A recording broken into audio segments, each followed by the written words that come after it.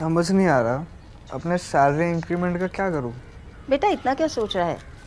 अपने mutual funds के SIP का टॉपअप करा ले। This is the right time. क्या? समझ में नहीं आया।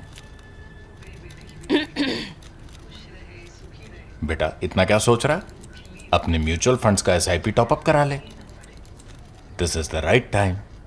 अब समझा।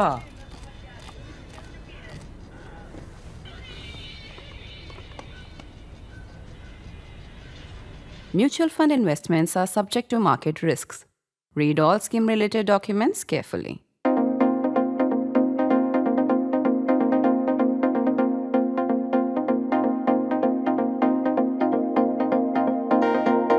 America and Israel opened their ongoing war on Iran spectacularly.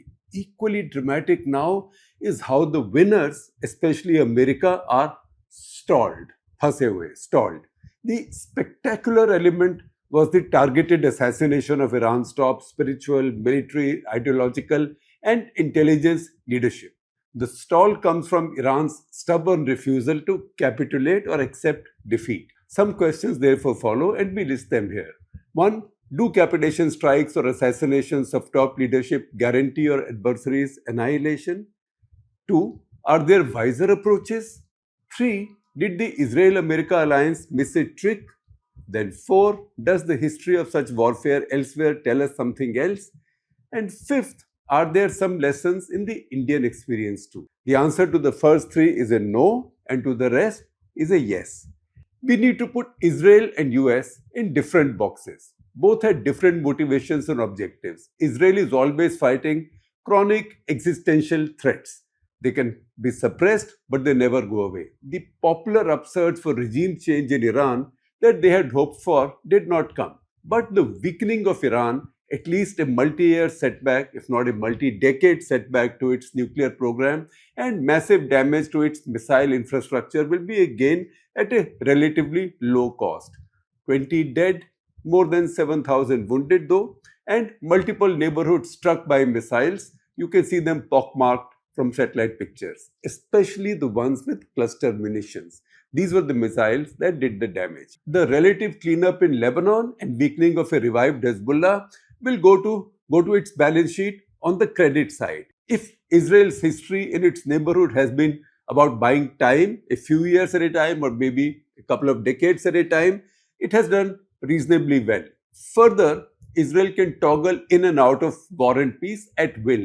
Unlike the US, Israel does not need to bother with the aftermath, constructing peace, securing the Gulf, and opening the Hormuz. Where do we place the US? We told you we were putting Israel and US in different boxes. So this is the Israeli box. We come to the US box now. Where do we place the US? Most of its objectives were common with Israel, but more were specific to its own interests. It wanted regime change too, like Israel. Also a decisive end to Iran's nuclear ambitions. Those are common with Israel. Additionally, though, it needed to protect and reassure its Arab, which is the GCC or Gulf Cooperation Council, protectees. The Americans have failed in achieving all of their 3 objectives yet. The regime isn't just there after a mere change of personnel. It's now led by more radical individuals, as reported by the Wall Street Journal. See a screenshot of the first page of the story. I will share a link with you. It is behind a paywall, but such is life. Trump can say however many times that a regime change has taken place, but then Trump just talks.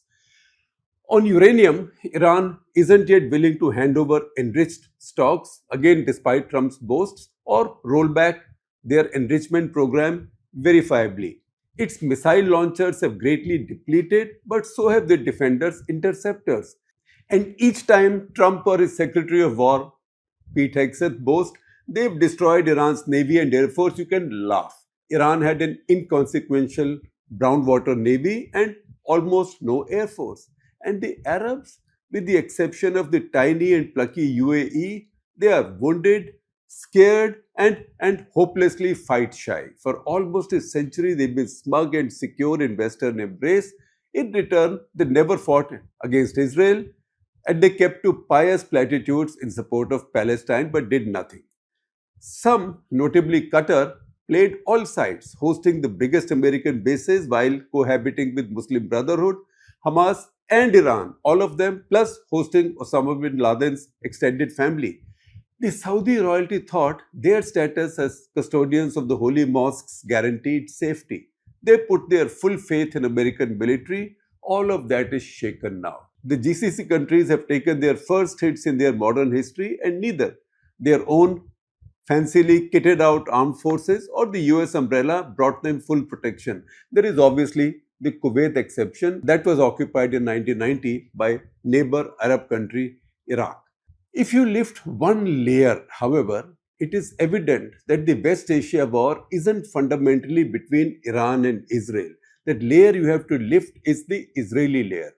Israel, if anything, is a proxy for the larger war of Islamic ideological and military dominance between Iran and the Gulf Arabs. Iran has more than 1.5 times the population of all of the GCC and a military with IRGC bigger than theirs put together. Of course, they are much better armed, the GCC countries, but they don't have the will to fight, barring UAE. In the larger, poorer Muslim universe, Iranian Islam is seen to be more credible and chaste than that of the rich Gulf. And this isn't confined to the Shias. Many see Iran as the only Islamic country fighting Israel and the US for the sake of Palestinians, at great cost to itself. How different is that from how they might see the rich, effete, immoral Western stooges, the Gulf Arabs? Except the UAE, none in the GCC has talked of fighting back. They are looking for deals on the sides, even willing to pay money in billions, protection money, to whoever will promise protection now. Desperation. The GCC fear and desperation come not just from Iran's military might, but also the havoc Iran could play with their populations using its intelligence penetration and ideological sway. Now that ideological sway is also burnished by what many Muslims will see as the first real Islamic fight back against Western powers after serial humiliations like Iraq, Afghanistan, and in the past Syria, also Libya. What the Gulf Arabs fear most is their own people rising in Islamic revolt, a new Arab Spring. Why else would you think the Saudis have activated their mutual defense agreement with Pakistan and brought their forces in? I can bet anything. I can bet this phone or more that the Pakistanis would never be found fighting Iranians or even their proxies spilling over from Iraq. They are there paid in full with bonuses, I am sure, to protect their employer regimes, mostly from their own people. Such is the panic that Qatar has also joined Saudi Arabia in writing that $5 billion check to State Bank of Pakistan. To sum this up, all of Donald Trump's objectives are unmet and they neither have the muscle nor the motivation to resume the war, which may inevitably end up in a ground assault. Hegseth said the Iranians begged for a ceasefire, but increasingly it's looking like Trump is keener on getting a deal. He has more to lose from this stall. Iranians have the time. For Khamenei's successors, the price of capitulation is death. That's why they think they have the time. They will wait this process or this period out. Which brings us to our key questions that we raised earlier. Was assassinating the top leadership a good idea or a blunder? First, if the idea was that it would stun Iran into demoralized inaction, the opposite happened. The Iranian fight back was determined and sustained till the day of ceasefire. A deadly flurry of missiles and drones were sustained over Israel and the Gulf countries until the last day of the ceasefire. If anything, the missiles targeting Israel became larger, faster, and armed with cluster munitions, and thereby impossible to intercept fully. The assassinations were counterproductive. In the negotiations now, the US would have been better off dealing with the old Ayatollah and his key aides after their military defeat. They might have been more amenable to reason or just as stubborn as their successors, who knows. But if they did make a commitment in a peace deal, it would carry more weight. The principle of all interstate warfare is that ultimately you will need to negotiate with somebody. That's why top leaders are never targeted in warfare. See how smart the belligerents in the Russia-Ukraine war have been. There's a difference between dealing with a terrorist non-state group and cohesive states. Hamas, Hezbollah, and Houthis fall in the former category, as would Lashkar-e-Taiba and Jaish-e-Mohammed. National leaders is a different matter. Was senior Bush wiser to spare Saddam Hussein in 1991 than the junior Bush killing him in 2006?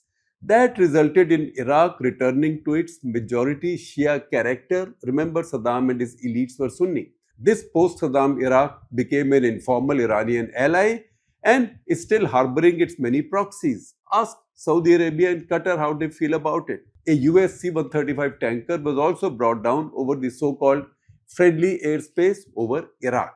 It's convenient to blame the Pakistanis for protecting the top Taliban leaders. But maybe when books are written on that era in the course of time, we might find it was a pragmatic idea in partnership with the Americans to protect the Taliban leadership for the day after. Further on, did Libya benefit from Gaddafi's assassination? Who are you dealing with now? It's a failed state. It's now broken into many factions, each with its army, navy, air force, and one of them also has a field marshal. That Haftar is the only other serving field marshal in the world. Of course, self-promoted and self-appointed. But field marshal of a non-state army, that's the fate of Libya. Finally, we come to the Indian experience. Doctrinally, while fighting the nastiest insurgencies, India has conserved the top leaders for future negotiations. India has protected them. Not only did Mizos, Nagas, Manipur, and Assam underground leaders never face a strike, often they were spared or even tipped off when cornered. Otherwise, Fizo, Lal Denga, and Visheshwar Singh of Manipur, all of them would have been targeted, but they were not. Ask the IPKF veterans how strongly they believed RAW was tipping off Prabhakaran whenever the IPKF closed in. But RAW, working with the political leadership at the highest levels, were right. Killing Prabhakaran would have involved a carnage that only Colombo could afford, as Mahinda Rajapaksa did in 2009. In Kashmir, India always draws a line between armed groups and unarmed separatists. The Hurriyat leaders are always protected, irrespective of the government in power in Delhi. Even under the Modi government, they've been protected. Even the most radical of them all, Sayyid Ali Shah Gilani, was looked after with great care under the best cardiologists at AIIMS in New Delhi and also then at Max. If anything, the government would have helped him live a few years longer. Whatever his politics and provocations, nobody wanted him killed. The two Hurriyat leaders assassinated, Mirbaiz Maulvi Farooq, 21st May 1990, and Abdul Ghani Lone, 21st May 2002, the same day, 12 years apart, are well-established ISI hits. There is zero doubt that each was an ISI hit. The same applies to Naxals. Over decades, they were given multiple amnesty offers, invited for talks, and given safe conduct. That's why even now many survive and live normal lives with amnesty and rehabilitation. The only action like a decapitation strike in Indian experience was Bhindranwale and his top leaders or top aides in Operation Blue Star. And what was the result? Terror was back soon and with greater alienation. Instead of one cohesive group under one leader you could decimate or negotiate with, terrorism broke up into multiple offspring like an amoeba, each with a life of its own and a leader of its own. Many still survive and operate, especially from Canada and Pakistan.